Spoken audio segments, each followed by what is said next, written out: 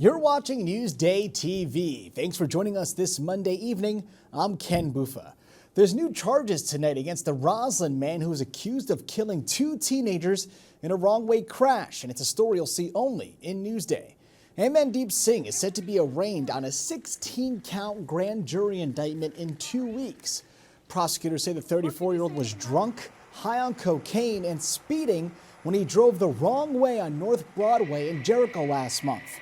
Singh's pickup truck slammed into a car with 4 teenagers inside. 14-year-old elite tennis players Drew Hassenbein and Ethan Falkowitz were both killed in that crash. And a Riverhead Middle School student was arrested this morning. The 13-year-old Flanders boy brought a knife to school. Officials say the weapon was discovered after the staff searched the boy, his locker, and his backpack. Now keep in mind, last Friday, 2 other students were arrested for bringing knives and a BB gun to the same middle school. No word, though, on if the incident today and last week are connected. And New York City's top cop is resigning. NYPD Commissioner Keeshant Sewell announced she's leaving her post after 18 months at the helm of the country's largest police force. Now, as Newsday has reported, the Valley Stream woman served on the Nassau County Police Department for 24 years. She became the city's first female police commissioner when she was sworn in last year. And now to the federal indictment of former President Donald Trump. He arrived in Miami this afternoon. And tomorrow, Trump is expected to surrender to federal authorities. Now, the 45th president is suspected of jeopardizing national security and is facing espionage charges for his handling of classified documents. Now, the judge hearing the case was appointed by Trump. And after the arraignment, the former president is going back to New Jersey, where he is scheduled to hold a press event and also a private fundraiser. So make sure to stay with Newsday for the latest on the Trump indictment. We'll have updates on Newsday.com, here on Newsday TV, and of course on our mobile app. And 2 weeks after a sinkhole opened in Lido Beach, repair work is expected to wrap up soon. Here's an aerial view of the progress being made on the corner of Lido Boulevard and Regent Drive. Lido Beach, Point Lookout, and Long Beach residents have been all dealing with delays getting into and out of the barrier island. Now, Nassau County Executive Bruce Blakeman said, quote, barring any unforeseen circumstance, the project will be open and complete before the weekend. And only in Newsday, there's a new way to show off your Long Island pride, because tomorrow the DMV is unveiling an all-new Long Island license plate. Take a look. The iconic Montauk Lighthouse will be represent a Long Island right there on the side. And you see 6 other regions across the state will also be getting their own plates. Now, the cost of the custom license plate from Long Island start at $60 with an annual renewal fee.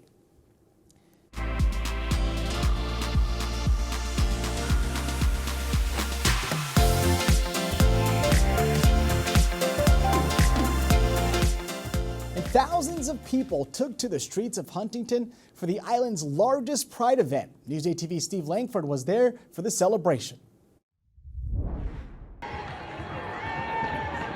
No rain on this parade, just plenty of rainbows. The Long Island Pride Parade and Festival back to its roots here in Huntington after a few years away. Long Island Pride held its first parade here in Huntington back in 1991. 33 years ago, we had to go to court to win the right to march. We were denied permits from every single township, including Huntington, that we applied to. David Kilmnick, president and CEO of the LGBT Network, says he's seen plenty of pride and prejudice over the years. This is Fern Eslick's first time at a Pride parade. Well, we just came for breakfast and we saw that there was a parade going on, so we're just here to support. School teacher Sarah Ecke, honored to have been named one of the grand marshals of the parade for her stand displaying a Pride Progress flag in her classroom in Connecticut. I feel extremely privileged and excited.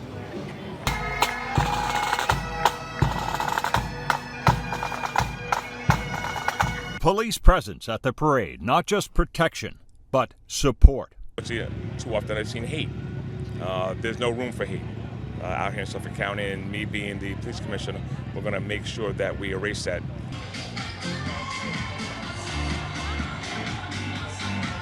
Jerry Eugene stopped by to see what was going on. I work in town of Huntington, and it's a great town, and I'm happy to see the town is really doing what they're doing, helping the cause. For many here, the parade is a matter of taking a stand. Good representation of like who we are, what we want to do, who we want to be, and it's like telling the people who don't like it, like, mind your business, you know what I mean? Somewhere over the rainbows. Steve Langford for Newsday TV. Now, for more on Pride celebrations on Long Island, go to Newsday.com. Click Get More below the Newsday TV video box. All right, let's take a look at your Long Island weather, shall we? Tonight, we have some rain coming in with temperatures in the 60s, but tomorrow looks like mostly sunny skies. So let's take a look at tomorrow, shall we? You can see we start off cloudy, but the sun does peek out during midday and beyond with highs just under 80 degrees. Watch Newsday TV on the big screen. Use the remote to activate Siri, Alexa, Roku, or the Google Assistant on your streaming device. Say, install Newsday. Newsday TV, covering Long Island like no one else can. High School Sports is sponsored by PC Richard & Son.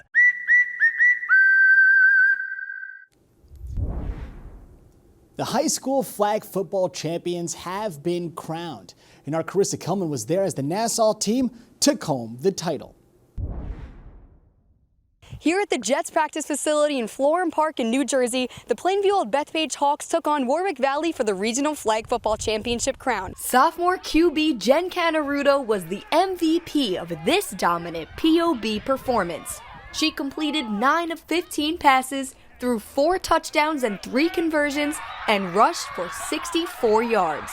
Canaruto cannons to Emma Heaney and Ashley Cassano helped the Hawks put up a 20-point lead just before halftime. And it was Cassano who led the defense with 9 flag pulls. Her flawless halfback pass to Rachel Gans in the second half marked the game's final score as Plainview Old Bethpage defeated Warwick Valley 27-7 for the regional title. I feel like we came out really strong, which is super important because we were able to shut the team down, and we just played as a team and just kept picking each other up, which led to our win. In Florham Park, I'm Carissa Kelman for Newsday TV. Now, for more on the flag football champions, go to Newsday.com. Click Get More below the Newsday TV video box.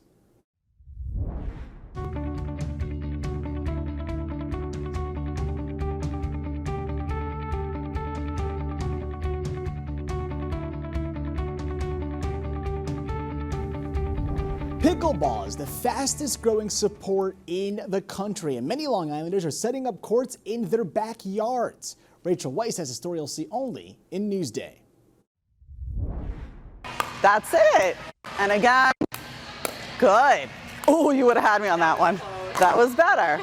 The name of the game is pickleball, and Long Islanders are playing it however they can at courts like this one or even at home.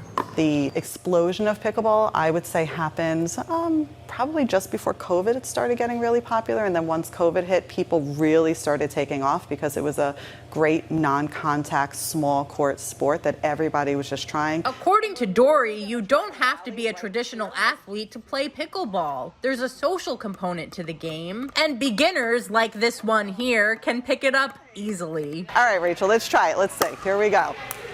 And first ball, she hit it. You're good. Pickleball first originated in 1965, but it started gaining popularity in recent years. It's become so popular that people are setting up courts in their own backyards. We ran into a pickleball court in a campground we happened to be camping in, and we noticed that a lot of older people with injuries were having a great time and not getting hurt.